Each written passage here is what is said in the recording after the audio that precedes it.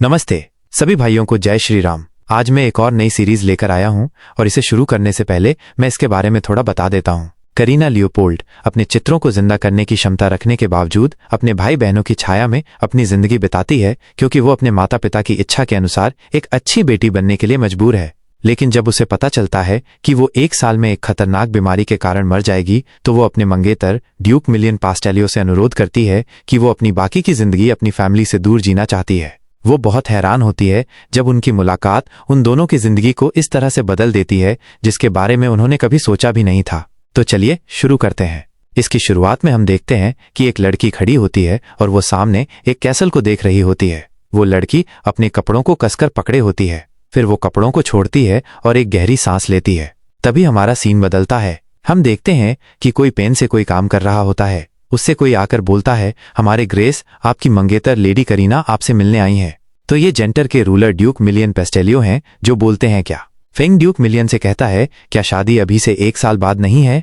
तो Feng Duke million से बोलता है, हाँ मेरे ग्रेस, लेकिन वो इतनी दूर से आई हैं तो कम से कम आपको मिलने जाना चाहिए। तो ड्यूक मिलियन अपनी जगह से खड़े होते हुए बोलता है, वो इतनी रूड कैसे हो सकती है? आखिर वो सोच क्या रही हैं? हालांकि हमारी सगाई हो गई है, फिर भी मैं विश्वास नहीं कर सकता कि वो हमें पहले से बताए बिना यहाँ घुस आई। उसे अभी आना जरूरी था क्या? अभी तो विंटर शुरू ही होने वाला है और मेरे पास डील करने को कई इंपॉर्टेंट मैटर हैं। हमें अभी विंटर के लिए काफी फूड जमा करना होगा और डोमिनिक मॉन्स्टर से लड़ने के लिए भी तैयारी करनी है। तभी वे रुक जाते हैं। ड्यूक मिलियन फेंग को देखता है और बोलता है, क्या अब सगाई तोड़ने के लिए बहुत देर हो गई है? तो ड्यूक मिलियन जैसे ही दरवाजा खोलता है, सामने खड़ी होती है हमारी करीना। वो बोलती है, यह आवाज कितनी अच्छी है ना? तो ड्यूक मिलियन सोचता है, अरे कहीं इसने सुन तो नहीं लिया। तो ड्यूक मिलियन बोलता है, आपने अभी क्या कहा? तो करीना बोलती है, मैं सगाई तोड़ने के लिए तैयार हूं, बदले में मैं यहाँ 6 से 10 महीने रहना चाहूंगी। तो ड्यूक मिलियन बोलता है, कौन? मैं? क्या तुम पागल हो? तो करीना बोलती है, मुझे भवन में रूम की जरूरत नहीं है, मैं एनेक्स में भी रहने से खुश हूं। मैं सगाई तोड़ने के लिए दस्तावेज भी लाई हूं।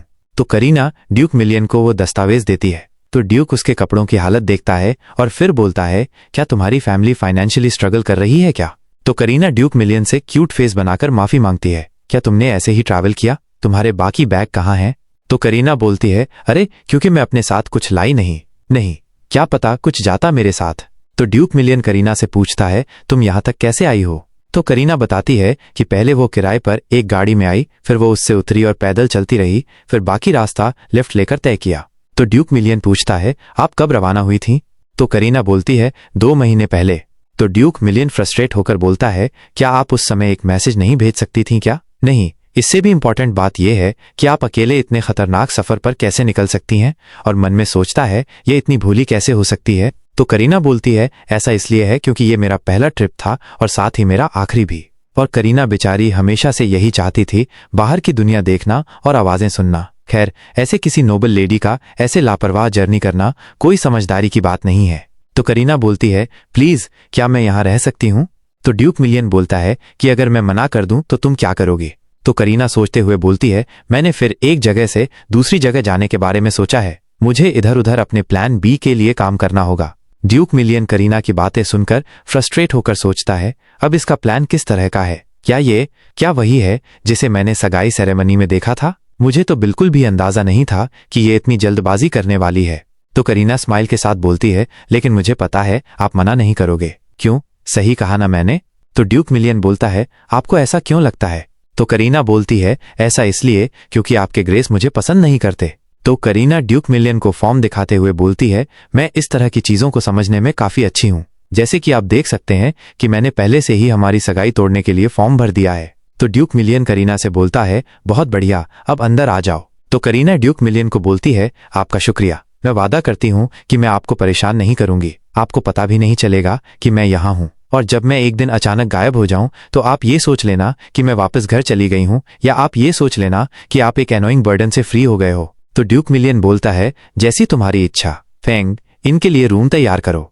तो करीना बताती है कि वो अपने मंगेतर के घर में रहने लगी, जो कि उससे नफरत करता है। अंत में हम देखते हैं करीना के पास्ट को। करीना और उसकी पूरी फैमिली डाइनिंग टेबल पे खाना खा रहे होते हैं। तो करीना के फादर अपनी बेटी लिया से बोलते हैं, लिया आज तुम बहुत अच्छी दिख रही हो। तो लिया बोलती है, ये सब उस अद्भुत दवाई के लिए धन्यवाद है जो आप और माँ मेरे लिए हर दिन लाते हो। तो पीछे से उसका भाई बोलता है, तुम इसे अद्भुत कैसे कह सकती हो? ये बहुत कड़वा लग रहा था। तो उनकी मदर बोलती है, फेल, लिया बीमार है और ठीक होने के लिए उसे अपनी दवा खानी होगी, भले ही वो कड़वी हो। तो उसका भाई बोलता है, लिया, मैंने तुम्हें खुश करने के लिए एक गिफ्ट भी खरीदा है। तो उसका भाई फेल बोलता है, ये अच्छा नहीं है, और मेरे लिए क्या? तो वो बोलता है, ऑफ कोर्स, मैंने एक तुम्हारे लिए भी लिया है। तो वे दोनों खुश होकर थैंक यू एंड फ्रिक। और हमारी करीना खुद को अलग महसूस कर रही होती हैं, जैसे कि उसकी किसी को फिक्र नहीं। हमारी करीना सोच रही होती है कि जब मैं छोटी थी तो मुझे आश्चर्य होता था कि मैं अपनी फैमिली में अकेली ब्राउन हेयर वाली क्यों हूँ। हम सभी का खून एक जैसा है, पर मैं उनके जैसी नहीं दिखती हूँ। बाद में मुझे पता चला कि मुझे ऐसे बाल दादा दादी की विरासत से मिले थे। तो हम देखते हैं कि करीना ने बिना कुछ खाए ही बोल देती है कि एक्सक्यूज मी, मेरा हो गया है। तो उसकी मदर बोलती है, ठीक है। करीना वहां से चली जाती है। करीना डाइनिंग रूम से बाहर आ जाती है और सोचती है, वे मेरी जरा भी केयर नहीं करते हैं। ठीक है, वैसे भी अब मैं इससे ज्यादा परेशान नहीं होती हूँ। तभी करीना एकदम अपने मुंह पर हाथ रखकर लड़खड़ाती है और फिर जल्दी से भाग के बालकनी से बाहर खून की उल्टियां करने लगती है और सोचती है, उसने नहीं कहा था कि इससे मेरी तबीयत जल्दी खराब हो जाएगी। हमें कुछ दिन पहले का सीन दिखाया जाता है। एक आदमी बोलता है, मुझे ये बताते हुए खेद है कि ऐसा लगता है कि आपके ऑर्गन अपनी आधी क्षमता पर ही काम कर रहे हैं। तो करीना पूछती है, क्या ये सीरियस है? तो आदमी बोलता है, हाँ, ये एक चमत्कार है जो आप अभी भी चल पा रही हैं। अगर आप अचानक ऐसे हो गईं जबकि आप पहले हेल्थी थीं, मुझे लगता है कि ये आर्ट डिजीज हो सकती है। ये सुनकर करीना हैरान हो जाती है और बोलती है, आर्ट डिजीज क्या? तो वो आदमी बताता है कि आर्टिस्ट के बीच में कुछ ऐसे प्रतिभाशाली होते हैं जो कि मिरेकल कर सकते हैं, और इन प्रतिभाशाली लोगों में कुछ ऐसे होते हैं जिनकी एबिलिटी के कारण उनकी लाइफ फोर्स कम हो जाती है। और यही बात है, मैं मानता हूं कि आप चमत्कार कर सकती हो। हमारी करीना ये सुनकर बोलती है, हाँ। तो वो आदमी बोलता है कि जब भी आपने अपनी पावर का यूज किया तभी आपका स्वास्थ्य काफी कमजोर हुआ होगा। तो वो आदमी बोलता है, आपने चेकअप क्यों नहीं करवाया? अगर आपको पहले से पता चल जाए कि आपको ये बीमारी है तो ये इस हद से बदतर नहीं होती। क्या आपकी फैमिली वालों ने कुछ नहीं कहा? तो हम देखते हैं कि करीना थोड़ा कंपाती है और फिर बताती है, यही कारण है कि मैंने अपनी फैमिली को इस बारे में कुछ नहीं बताया, क्योंकि उन्होंने सुना ही नहीं। मुझे लगता है कि आप ये भी कह सकते हैं कि ये प्राइड के बाहर था। ऑफ कोर्स, ऐसा नहीं था कि मेरे फादर और मदर मुझसे प्यार नहीं करते थे।